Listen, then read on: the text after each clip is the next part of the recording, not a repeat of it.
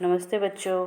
आज हम सुदामा चरित का अध्ययन करेंगे, जो आधा हमारा बचा हुआ लेसन था उसका। कि हमने पढ़ लिया था कि सुदामा अपने मित्र से मिलने जाते हैं और जो चावल बार बार अपनी बगल में छुपा रहे हैं, तो श्री कृष्ण उन चावलों को लेके खा लेते हैं। कहते हैं कि भाभी ने हमारे लिए जो उपहार भेजा है वह तो वाकई में अमृत रस के समान है। अब उससे आगे हम पढ़ेंगे। वह पुलकनी वह उठी मिलनी, वह आदर की बात, वह पठवनी गोपाल की कछु न जानी जात। घर घर कर औड़त फिरे तनक दही के काज, कहाँ भयो जो अब भयो हरि को राज समाज। हऊ आवत नाही हु तो वाही पाठ्यो ठेली, अब कहियो समुझाए के बहुधन धरो सकेली। अर्थात यहाँ पर बताया है कवि नरोत्तम दास ने कि द्वारिकाधीश श्री कृष्ण ने अपने मित्र सुदामा को खूब आदर सत्कार के साथ अपने यहाँ रखा। जब उन्होंने घर जाने की आज्ञा मांगी तो श्री कृष्ण ने उन्हें प्रत्यक्ष रूप से कुछ न देकर विदा कर दिया। श्री कृष्ण से सुदामा कहते कि मित्र बस अब बहुत दिन हो गए, अब मुझे घर जाना चाहिए। तो कृष्ण ने उन्हें कुछ दिया नहीं और उन्हें विदा कर दिया। अब सुदामा जाते समय पूरे रास्ते में सोचते रहे कि श्री कृष्ण ने मुझे कुछ दिया ही नहीं। मैं उनके वहाँ गया, वह तो एक राजा था, मैं तो गरीब ब्राह्मण था, मुझे कुछ देते तो सही। यह सोचता हुआ जाता, उसी के बारे में यहाँ पर वर्णन किया गया है। वापस से देखिए। वह पुलकनी वह उठी मिलनी, वह आदर की बात। सुदामा सोचने लगे कि श्री कृष्ण ने किस प्रकार आदर पूर्वक सिंहासन से उठकर मेरे पास आए थे और प्रेम से मुझे गले लगाया था। वह पठवनी गोपाल की कछु न जानी जात, और सम्मान पूर्वक सिंहासन पर बैठाकर पैर धोना सब कितना अच्छा था। घर घर कर औड़त फिरे तनक दही के काज। और जब हम छोटे थे तो उस समय दही के लिए किस तरह से घर घर में फिरते रहते थे। कहाँ भयो जो अब भयो हरि को राज समाज। और श्री कृष्ण ने विदा करते समय मुझे कुछ भी नहीं दिया। क्या उन्हें मेरी जाति का भी ध्यान नहीं आया? मतलब जो ब्राह्मण होता उसे तो कुछ न कुछ देते हैं, लेकिन श्री कृष्ण को तो मेरी जाति का भी कोई ध्यान नहीं रहा और उन्होंने मुझे कुछ दिया ही नहीं। हऊ आवत नाही हु तो वाही पठ्यो ठेली। अब सुदामा कहते हैं कि इस बात का ध्यान भी नहीं रहा कि ब्राह्मण को इस तरह खाली हाथ नहीं भेजते। अब कहियो समुझाए के बहुधन धरी सकेली। और सुदामा सोचते हैं कि मेरी पत्नी ने जबरदस्ती न भेजा होता तो मैं आता ही नहीं। अरे यह तो वही कृष्ण हैं जो तनिक सी दही के लिए घर घर हाथ पसारते फिरते थे। फिर श्री कृष्ण के बारे में सोचते हैं कि ये वही कृष्ण है जो छोटा था और दही के लिए घर घर फिरता रहता था और दही मांगता रहता था, अपने हाथ फैला फैला के दही मांगता था। क्या हो गया यदि अब राज समाज के अधिकारी हो गया, अर्थात अब बड़ा होके ये राजा बन गया, तो क्या हो गया? वे अपनी पत्नी पर गुस्सा उतारते हुए कहते हैं कि सुदामा को अपनी पत्नी पे गुस्सा आता है क्योंकि उनकी पत्नी ने उन्हें वहाँ भेजा था। तो अब चलकर उससे कहूँगा कि श्री कृष्ण ने यह जो सारा धन दिया है उसे संभाल कर रख ले। क्योंकि सुदामा को जब विदा किया गया वहाँ से द्वारिका से, तो उनके पास कुछ भी नहीं था। तब सुदामा के मन में कई तरह के विचार आते हैं और वह अपनी पत्नी पर क्रोध करता है, उस पर गुस्सा निकालता है कि उसी ने मुझे समझाकर बार बार जिद करके भेजा कि श्री कृष्ण तो तुम्हारे मित्र है, तुम वहाँ पर जाओ तो वह तुम्हारी कुछ सहायता करेंगे और अपने दिन अच्छे हो जाएंगे। क्योंकि वह तो सुदामा तो बहुत ज़्यादा गरीब था, तो अपने दिन अच्छे हो जाएंगे।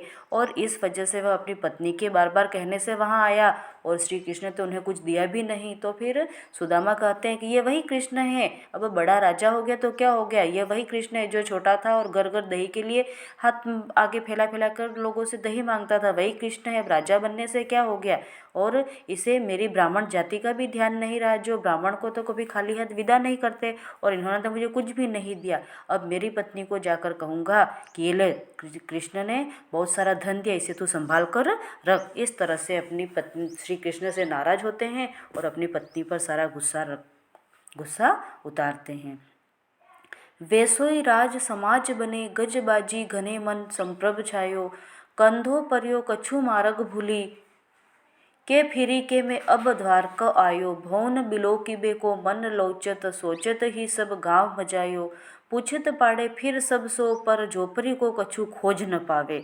अब यहाँ पर बताया है कि सुदामा अपनी नगरी लौट आए, परंतु वह तो श्री कृष्ण की कृपा से द्वारिकापुरी की तरह सुदामापुरी बन गई। श्री कृष्ण ने प्रत्यक्ष रूप से सुदामा को कुछ नहीं दिया, लेकिन उनके चमत्कार से श्री कृष्ण कि जो द्वारिका नगरी थी, इसी तरह से सुदामा नगरी, मतलब वो जो वहाँ पर जो झोपड़ियाँ थी वो पूरा एक सुदामापुरी, मतलब सब वो झोपड़ियाँ महलों में तब्दील हो गई और यहाँ सुदामा को अपनी झोपड़ी नहीं मिल रही है। उस समय के बारे में बताया है। देखो, वैसोई राज समाज बने गजबाजी घने मन संप्रभ छायो, मतलब द्वारका से खाली हाथ लौटे सुदामा अपनी नगरी में आकर संदेह की स्थिति में पड़ गए। संप्रभ यानी संदेह। केंधो पर्यो कहो मार्ग भूले की फेरी के में अब द्वारका आयो। सुदामा कहते हैं कहीं मैं सब इन विचारों में मार्ग भूलकर वापस द्वारिका ही तो नहीं आ गया हूँ, क्योंकि द्वारिका जैसी राज सामग्री है, अनेक हाथी और घोड़े खड़े हैं। इस स्थिति को देखकर वे सोचने लगे कि कहीं रास्ता भूलकर मैं यहाँ नहीं आ गया, अर्थात द्वार में दोबारा द्वारिका ही तो नहीं आ गया हूँ। भौन बिलो की बे को मन लौचत सोचत ही सब गाँव मचायो।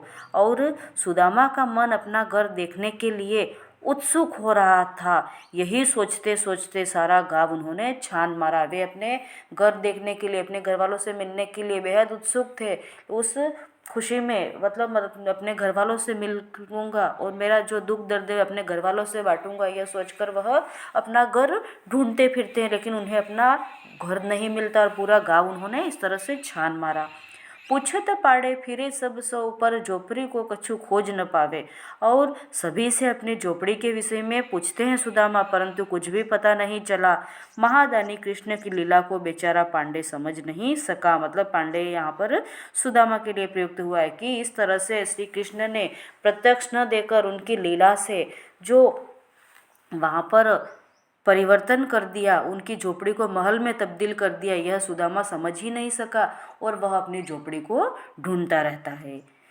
के वह टूटी सी छानी हती कहे कंचन के अब धाम सुहावत। के पग में पन्ही न हती कहे ले गजराज हो ठाडे महावत। भूमि कटोर पे रात कटे कह कोमल सेज पे नींद न आवत। के झुर तो नाही को दो सवा प्रभु के प्रताप में दाख न भावत। अब यहाँ पर सुदामा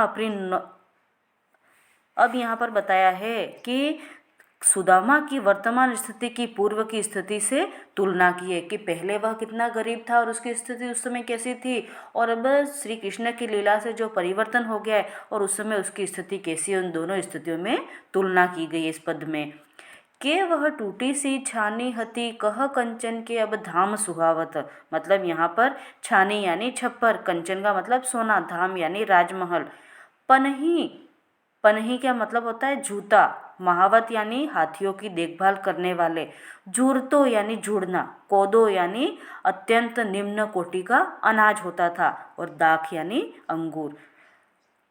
के वह टूटी सी छानी हती कह कंचन के अब धाम सुहावत। मतलब कहा गया है कि कहाँ तो सुदामा के पास एक टूटी सी झोपड़ी थी और अब कहाँ सुनहरी महल शोभा दे रहे हैं। के पग में पन्ही न हती कहें ले गजराज हूँ ठाडे महावत। पहले सुदामा के पैरों में जूतियाँ भी नहीं थी, अब सुदामा की सवारी के लिए महावत बड़े बड़े हाथी लेकर प्रस्तुत रहते हैं। मतलब उन्हें कहीं भी जाना होता है तो वे महावत अपने हाथियों को लेकर वहाँ हमेशा उपस्थित रहते हैं सुदामा की सेवा में। भूमि कठोर पे रात कटे कह कोमल सेज पे नींद न आवत। और पहले कठोर भूमि पर उन्हें रात व्यतीत करनी पड़ती थी, किंतु अब इतने वैभव संपन्न हो गए हैं कि अब उन्हें कोमल सेज पर भी नींद नहीं आती है। के झुरतो नहीं कोदो सवा प्रभु के प्रताप में दाख न भावत।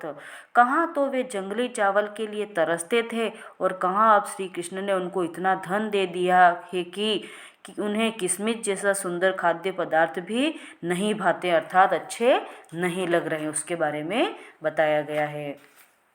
अब प्रश्नोत्तर देखें आप। पहला प्रश्न है, सुदामा की दीन दशा देखकर श्री कृष्ण की क्या मनोदशा हुई, अपने शब्दों में लिखिए। तो सुदामा की दीन दशा देखकर श्री कृष्ण व्यथित हो गए और दूसरों पर करुणा करने वाले दीन दयाल स्वयं भावुक होकर रोने लगे, उनकी आंखों से अश्रुधारा बहने लगी। दूसरा देखिए, पानी परात को हाथ छुयो नहीं, नैनन के जलसों पग धोए। पंक्ति में वर्णित भाव का वर्णन अपने शब्दों में कीजिए। तो अपने बचपन के मित्र सुदामा की घोर गरीबी तथा पैरों की दशा देखकर श्री कृष्ण का मन रो उठा। यह सब देख और सोचकर उनकी आंखों से आंसू गिरने लगे और उन्होंने आंसुओं से ही उनके पैर धो दिए। अर्थात सुदामा के पैर धोने के लिए जो पानी परात भर के पानी मंगा, उस पानी को उन्होंने छुआ तक नहीं और अपने आंखों से बहते अश्रुधारा से ही उन्होंने अपने मित्र सुदामा के पैर धोए। चोरी की बात मैं हूँ जो प्रवीण हूँ, उपयुक्त पंक्तियाँ कौन किससे कह रहा है? तो इसका आंसर होगा कि यह पंक्ति श्री कृष्ण ने सुदामा से कही हैं। और इस कथन की पृष्ठभूमि स्पष्ट कीजिए। तो जब मतलब ये कथन क्यों कहा गया था और कब कहा गया था? तो जब श्री कृष्ण को सुदामा अपनी पत्नी द्वारा भेजी गई चावलों की पोटली छिपाकर न देने का प्रयास कर रहे थे, यह देखकर ही श्री कृष्ण ने उन्हें ऐसा कहा था। इस उपालंब का मतलब होता है शिकायत। इस शिकायत के पीछे कौन सी पौराणिक कथा है? तो बचपन में जब श्री कृष्ण और सुदामा साथ साथ सांदीपनी ऋषि के आश्रम में पढ़ते थे, तो एक दिन गुरु माता ने इन दोनों को चने देकर लकड़ी तोड़कर लाने के लिए भेजा। चने सुदामा ने अपने पास रख लिए। कृष्ण पेड़ पर चढ़कर लकड़ियाँ तोड़ रहे थे और नीचे खड़े सुदामा एकत्र कर रहे थे। तभी अचानक मौसम खराब हो गया और वर्षा होने लगी। हवा चलने से ठंडक बढ़ गई। नीचे पेड़ के तने के पास खड़े सुदामा गुरुमाता द्वारा दिए गए चने चबाने लगे। चने चबाने से होने वाली आवाज़ सुनकर श्री कृष्ण ने सुदामा से पूछा, मित्र क्या खा रहे हो? सुदामा ने कहा, मित्र कुछ भी नहीं, सर्दी के कारण दांत किटकिटा रहे हैं। इस प्रकार सुदामा श्री कृष्ण से छिपाकर चोरी चोरी चने खा गए। जब श्री कृष्ण नीचे उतरे तो उन्होंने सुदामा के पास चने न देखकर कहा कि सुदामा, तुम मेरे हिस्से के भी चने खा गए। इस कथा से संबंधित है। चौथा क्वेश्चन देखें।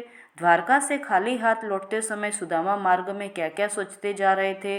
वह कृष्ण के व्यवहार से क्यों खींच रहे थे? खींच यानी नाराज हो रहे थे। सुदामा के मन की दुविधा को अपने शब्दों में लिखिए। इसका आंसर, जब श्री कृष्ण ने द्वारका से सुदामा को विदा करते समय उन्हें कुछ भी नहीं दिया तो सुदामा को बहुत बुरा लगा। वे अपने मन में चलते हुए सोचने लगे कि दिखावे के रूप में बहुत आदर सत्कार किया, लेकिन देने के नाम पर तो कुछ नहीं। अरे वह किसी को क्या देगा, चाहे उसके पास विपुल धन संपत्ति हो। यह है तो वही कृष्ण जो बचपन में थोड़ी सी दही के लिए सभी के घरों में जाकर अपना हाथ फैलाता था। वे कृष्ण के व्यवहार से खींच रहे थे क्योंकि उन्हें कृष्ण से ऐसी उम्मीद नहीं थी। वे उसे खाली हाथ विदा कर देंगे और उनके मन में द्विविधा यह थी कि इतना आदर सत्कार करने वाले श्री कृष्ण ने आखिरकार मेरे साथ ऐसा क्यों किया। पांचवा प्रश्न, अपने गांव लौटकर जब सुदामा अपनी झोपड़ी नहीं खोज पाए तब उनके मन में क्या क्या विचार आए? तो सुदामा जब अपने गांव लौटकर अपनी झोपड़ी न खोज पाए तब उनके मन में यह विचार आया कि कहीं चलते चलते रास्ता भूलकर फिर द्वारिका तो नहीं आ गया। छठा लास्ट क्वेश्चन देखें। निर्धनता के बाद मिलने वाली संपन्नता का चित्रण कविता की अंतिम पंक्तियों में वर्णित है, उसे अपने शब्दों में लिखिए। तो सुदामा अपनी गरीबी से तंग आकर अपनी पत्नी के कहे अनुसार अपने बचपन के मित्र श्री कृष्ण के पास सहायता पाने की आशा से गए थे। श्री कृष्ण ने विदा करते समय जब उन्हें प्रत्यक्ष रूप से कुछ भी नहीं दिया तब वे मन ही मन निराश हुए, लेकिन जब वे अपने गांव पहुँचे तब उन्हें वहाँ सब बदला हुआ दिखाई पड़ा। उनकी टूटी झोपड़ी के स्थान पर सोने के महल बने हुए खड़े थे। उनके पास पहले गांव में पहनने के लिए जूते भी नहीं थे और अब महावत हाथी लिए उनके लिए तैयार खड़े थे। उनकी रातें कभी कठोर जमीन पर कटती थी, लेकिन अब उन्हें रेशमी सेज पर नींद नहीं आती थी। कभी उन्हें खाने के लिए मोटा अनाज भी नहीं मिलता था। अब उन्हें श्री कृष्ण की कृपा से किशमिश भी खाने की में अच्छे नहीं लगते थे। ये सारे प्रश्नोत्तर और शब्दार्थ हैं, वो आप अपनी कॉपी में लिखें, सॉल्व करें और उसे याद करें। ओके, धन्यवाद।